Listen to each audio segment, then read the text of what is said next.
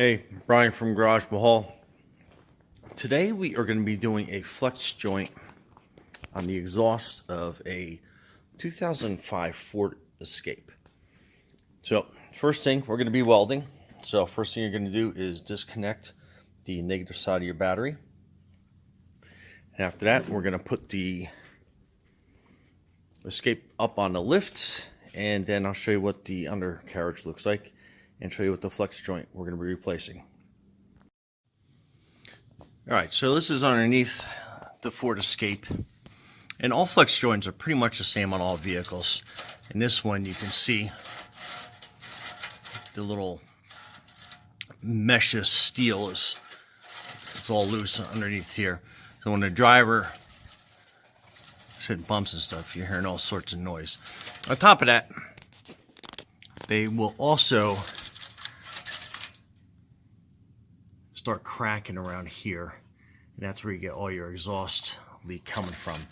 So once the steel mesh wears away, you're left with that, and you basically have to cut here and then right here, and that's going to be a little tough because you got this bracket in the way. So we're going to have to almost kind of do a little bit of a butt weld up to that, and I'll show you kind of how we do that.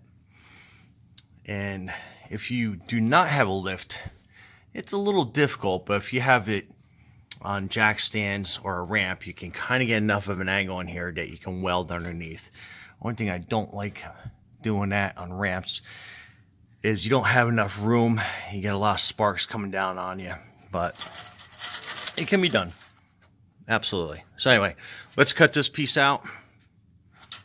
I'll run down to my local auto parts store and we'll get a flex piece that will fit right in there. Okay, stay tuned. All right, so make sure you have a Sawzall or a reciprocating saw. And like I said, we're going to be cutting through those two sections, one here, and then the other one's going to be on the other side. So always you have eye protection and hearing protection. Give me a second.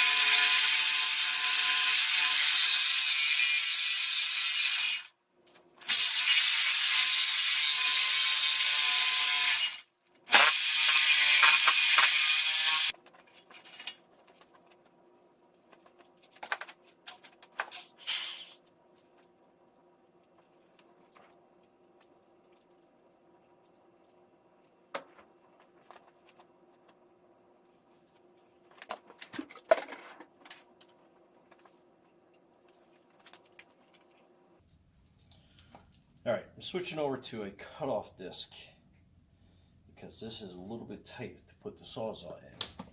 But anyway, you can pick these up pretty cheap.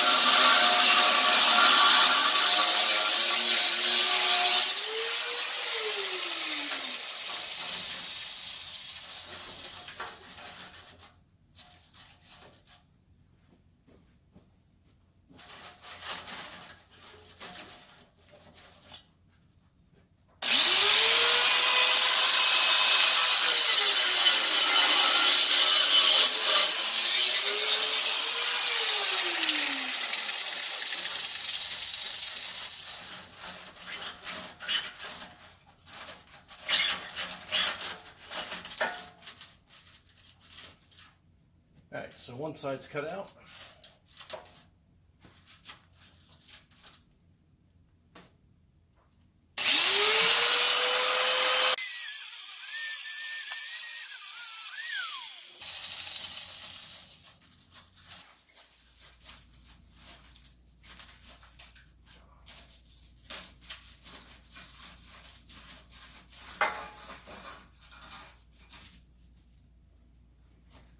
All right, so that's your section.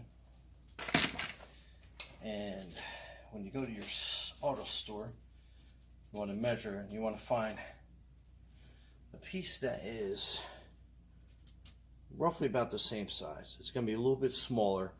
Like so, this one is a 9-inch piece of flex pipe. I'm going to look for one that's probably be about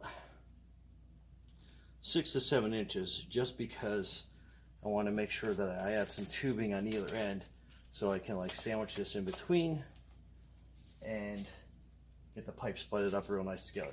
I'm going to clean this little fitting up here before I go to the store so I know exactly how much piping I need, since that's a tough spot to get. So I'm going to hit it with the angle grinder.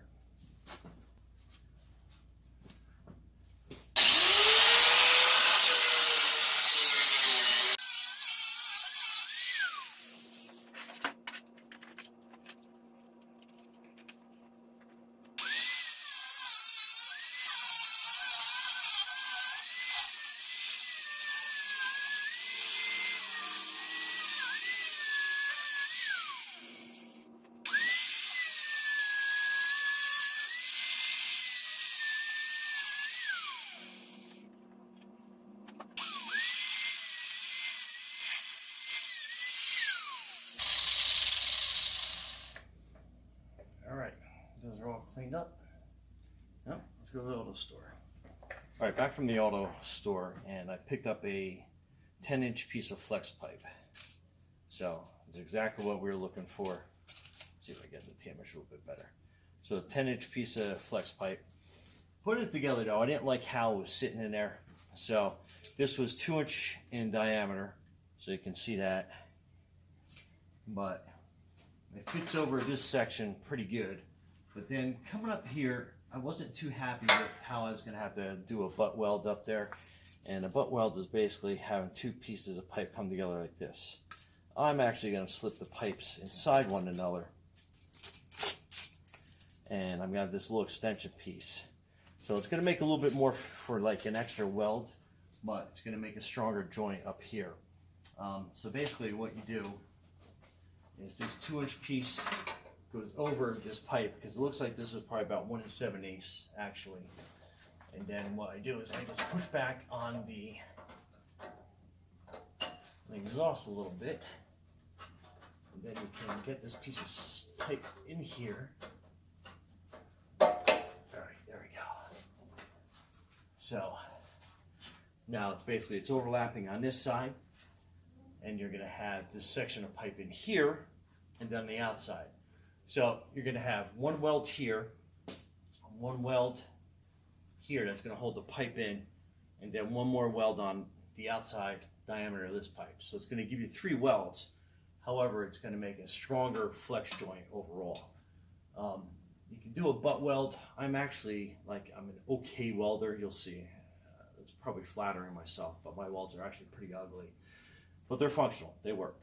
So, and I basically kind of taught myself how to weld, and you can pick yourself up a pretty cheap welder on Amazon for like $100 or something like that. And I'll show you how to use it and what kind of settings to set it up at. And next part, welding. All right, another thing you got to do is you got to make sure that you give yourself a wire brush. And what you do is you want to make sure that you're working all the way around the joint. Make sure it's rough. Get the rust. Try to get it down to as new metal as you can, because that's going to make it stick a lot better and make the two metals melt together, weld together.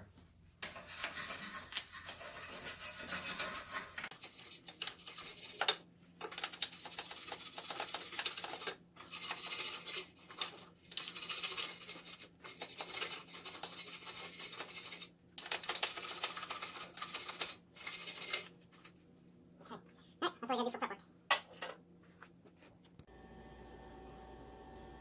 Alright, so I did a couple quick welds on this just to kind of like put it in place, and let me show you how I weld.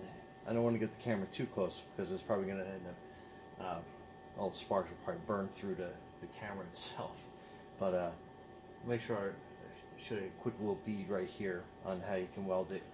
You want to do a couple quick tack welds just to kind of hold the pipe in place. You know what I mean by tack weld is, I mean, I'll just show you like right here, just, you know, not looking at it. But that's all you'll need just to hold that piece in there. But let me run a quick bead, show you.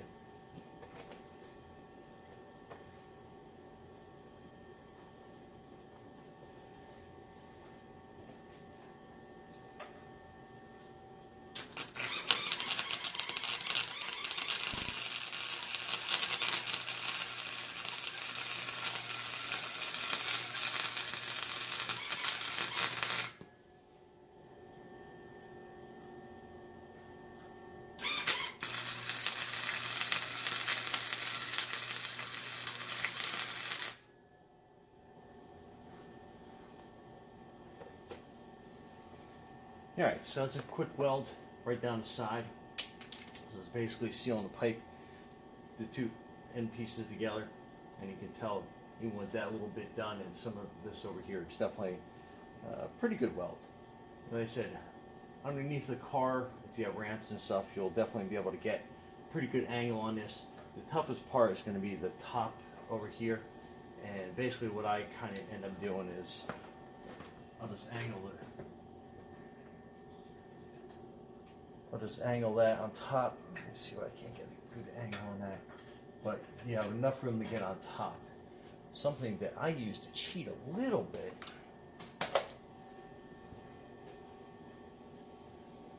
is I end up putting a little bit of this pipe cement stuff in. I'll leave the link below, but it's got some iron in it as well, so it's just not like regular cement. And I always like to do my welds when I'm done, just to make sure that I don't have any like little pinhole leaks or something that the exhaust is going to sneak through. But this stuff works pretty good, and like I said, I like to use it as like kind of like my finishing up product on the welds I do, just because welds are pretty ugly.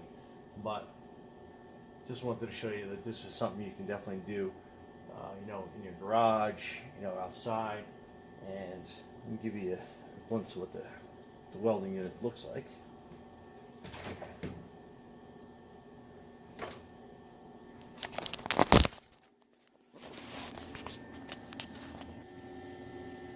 Alright, this is my Chicago electric welding machine. It's a Flux 125, and this is basically what I use to do all my welding jobs. I have it set for max, and I give it about a 5 for the feed speed, wire feed speed on that, and it will not burn through for the most part. Well, you definitely got to keep that wand moving. Anyway, hopefully you guys found this helpful.